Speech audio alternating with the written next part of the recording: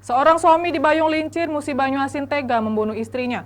Diduga kesal disuruh istrinya mencari perempuan lain dan istrinya akan mencari pria lain. Korban ditemukan tewas dengan sejumlah luka lebam dan retak di bagian kepala.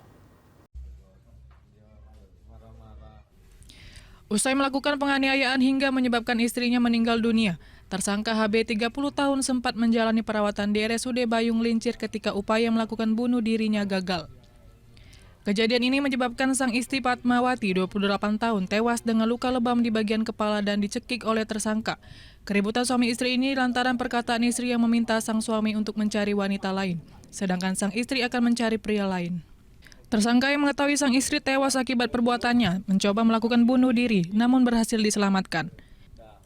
Menurut pihak kepolisian, tersangka sudah mengakui perbuatannya dan melakukan reka adegan yang digelar tim penyidik Polsek Bayung Lincir, Musi Banyuasin.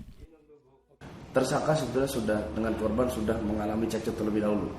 Lalu kemudian reda, di saat reda itulah, tapi reda bukan hanya reda untuk berdamai, bukan. Reda karena ada dilerai dari tetangga. Ya, dan mereka mengatakan tidak apa-apa. Nah, saat situasi mereda tersebut, timbullah pikiran dari pelaku untuk yang kira-kira kurang lebih kalimatnya lebih baik mati ke baik gitu nih.